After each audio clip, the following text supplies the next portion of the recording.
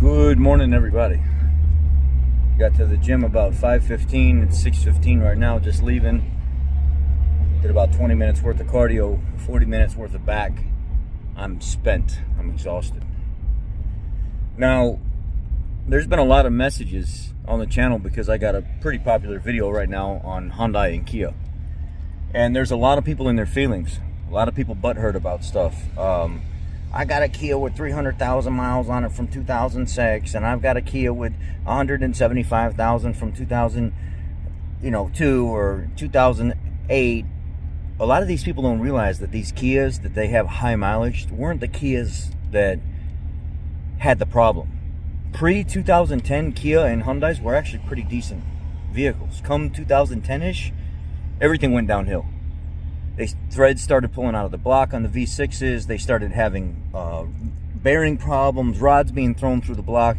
And all you got to do is look through the comment section of people's testimonies like, oh yeah, mine did it at 20,000, mine did it at 40,000. And even brand new ones are doing the same thing. Hell, I just had, my coworker has a Hyundai Santa Fe? Hyundai Santa Fe? And he's got the 2.5 liter, whatever, is it a Theta engine or something like that? And he was going through a quart of oil every week. Every week he was having to put a quart of oil in this thing. And he went back and they did a consumption test and they were like, yeah, it's way out of spec. Mind you, spec used to be like 1 quart every 3,000 miles. And then the manufacturers with this low tension ring crap and the way they're spraying the cylinder walls instead of cast iron sleeves, they went to a quart every 1,500 miles. And now Ford and GM is saying, well, it's a quart every 1,000 miles now. Or, you know, some of the import, it's a quart every 1,000 miles now. They keep getting more and more ridiculous with this crap. You're not supposed to be burning oil. You're not supposed to be using oil that much. It's not part of the plan. Well, it is, because they're saying that's spec now.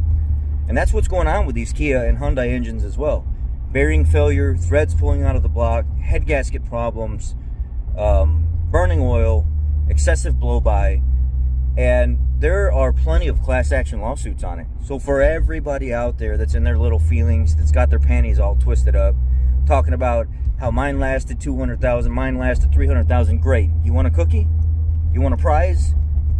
Do you want some recognition so that yours made it to 200,000, 300,000 miles when everybody else that have Kia and Hyundais are stating 1 to your experience to 10 to the opposite of how their engines are failing and how they've brand new engines. One guy said in the comment section, I just had mine done Monday. By Friday, the vehicle was back in the shop because the engine was already knocking. They're not fixing the problem with these engines. They're sending them back, they're cleaning them up a little bit, and all they're doing is putting new bearings and stuff in them and putting them right back out to go in people's vehicles. That's what they're doing. And they typically make somewhere between 100 to 125,000 miles, maybe a little bit more. Some of them are doing as low as like 30, 40,000 miles that I've seen. But because there are a handful of people that have had this wonderful experience, that means their experience with their 6 vehicles that were pre-2010 trumps everybody else's experience from 2010 all the way to 2024. It's a bunch of hogwash. Those people, like, they want some kind of personal recognition.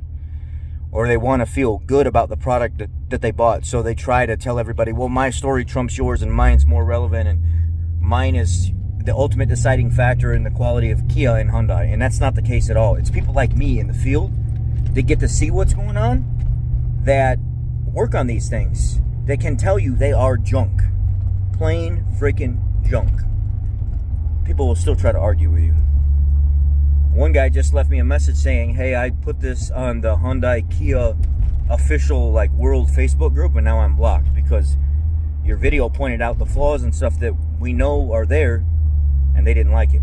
So they blocked me and then they blocked your video from the group because they didn't want to see the problems that you've been having with these Kias and speaking the truth about it. Well, that's pretty freaking sad, man. It's pretty freaking sad that you can't even speak the truth because people have drank so much freaking Kool-aid that that's what they want to believe. It's human nature to make mistakes. It's human nature to be biased, but At some point, you have to look at yourself and be like, am I being a little ridiculous right now? Am I not being a realist in this aspect when I should be? Or am I going to keep simmering in this Kool-Aid that I think is so wonderful and not actually see what's going on in the real world? And there are some people like that. There are some people that literally go through life like that. As long as it sounds good to them and they're okay with it, they don't care about anything else. They don't care if it's actually right or if it's actually functioning properly or if it's actually a good product. To them, their experience is Bible, and that's just how it is, and everybody else has to feel the same way, which is pretty sad, because that's how we actually ruin relationships with each other, is when we use that mindset and we practice that mindset. It's how we ruin friendships and relationships.